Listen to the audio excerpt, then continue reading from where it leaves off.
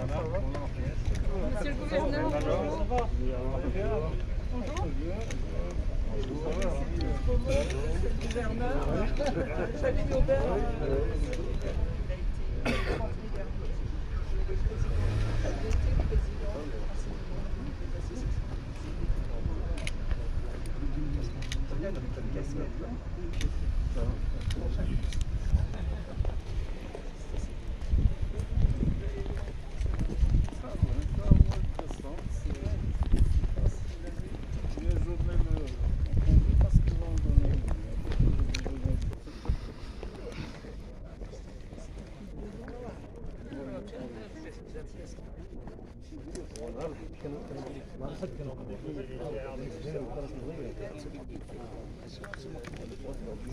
Et pour la sécurité, là, c'est...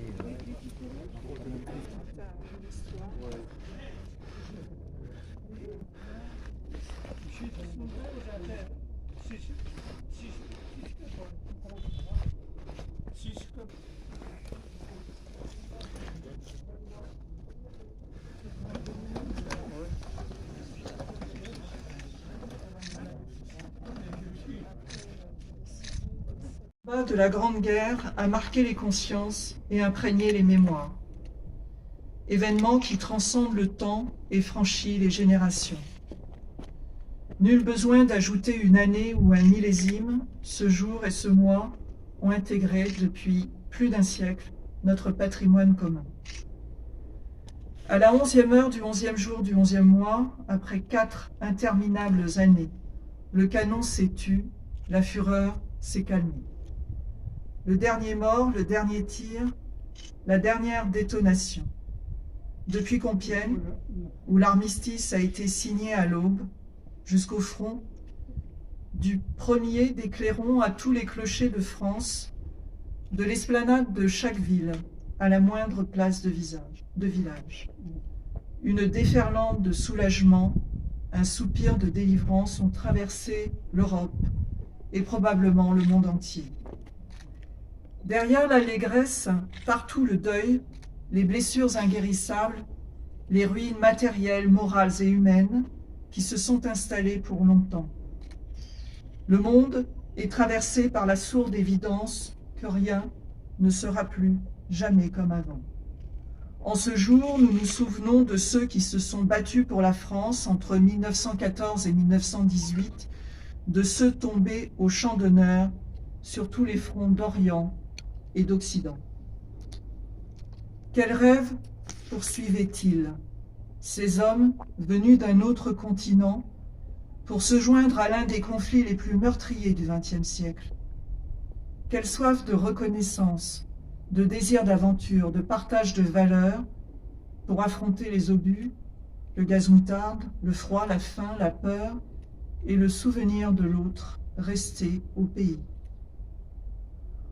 Enveloppés de ce silence et de la blancheur des tombes, nous prenons la mesure de la démesure de ce conflit, que des écrivains aussi célèbres que Guillaume Apollinaire, Maurice Genevoix, Blaise Cendrars, Henri Barbusse ou plus tard Albert Camus ont tenté de nous décrire, mêlant à la fois la poésie et l'engagement patriotique à la description de rencontres improbables entre des hommes de culture si différentes dans le quotidien insupportable des tranchées et des combats. C'est pourquoi les noms gravés sur nos monuments aux morts nous rappellent constamment les valeurs d'honneur, de courage, de dévouement et de bravoure. Ils nous rappellent la fraternité d'armes. La même fraternité unit toujours nos soldats qui mènent notre inlassable combat pour la liberté. La même fraternité mémorielle qui, chaque 11 novembre, nous réunit pour honorer les combattants de tous les conflits, pour rendre hommage à ceux qui ont accompli leur devoir jusqu'au don suprême.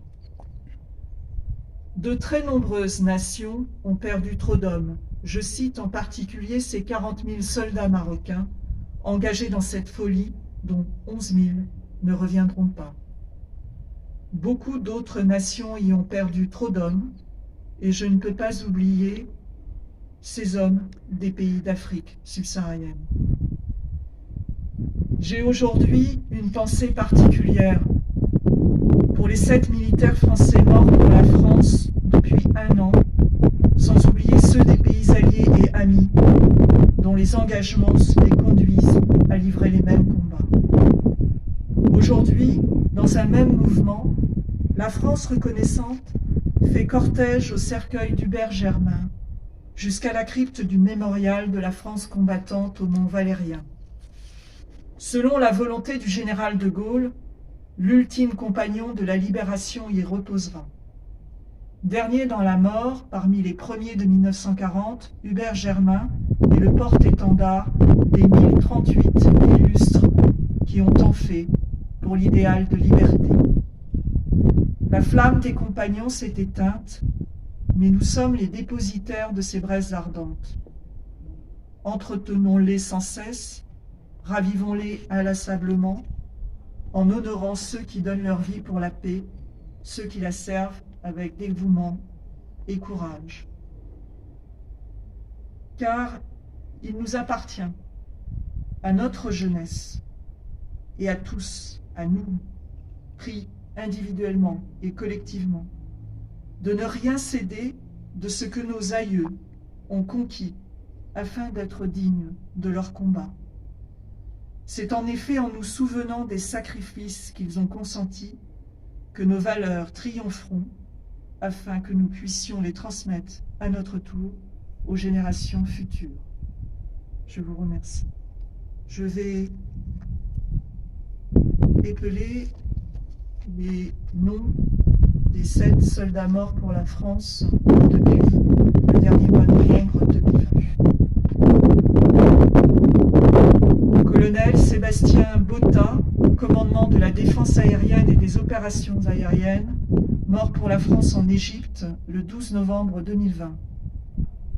Maréchal des logis Taneri Mori, 1er régiment de chasseurs, mort pour la France au Mali le 28 décembre 2020. Brigadier d'Orient Issakanian, 1er régiment de chasseurs, mort pour la France au Mali le 28 décembre 2020. Brigadier Quentin Pochet, 1er régiment de chasseurs, mort pour la France au Mali le 28 décembre 2020. Sergent-chef Yvonne Huynh, 2e régiment de hussards, morte pour la France au Mali le 2 janvier 2021.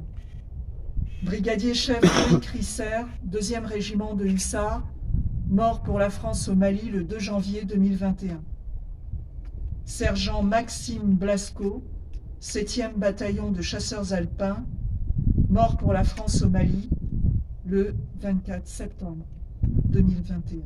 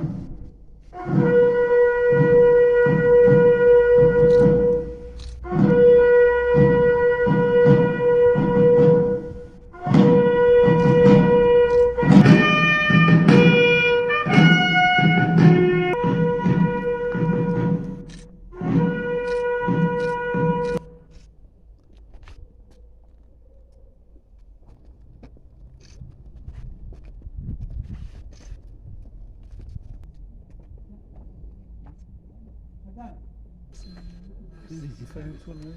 Ouais, juste tourner du travail militaire. Ouais, si vous ouais, avez- ouais.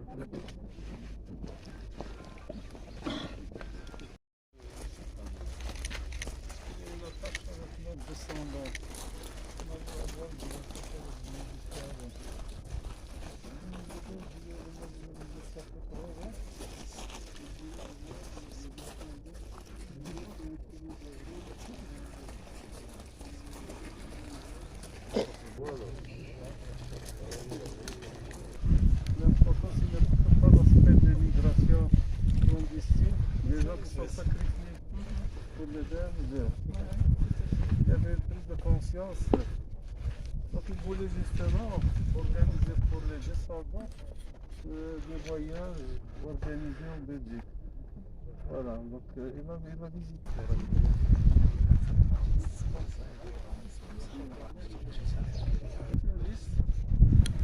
Il voulait quand même que ça doit être pour perpétuer.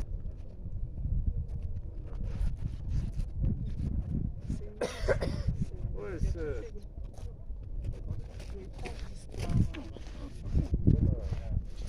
D'ailleurs, la matinée, Hubert Germain.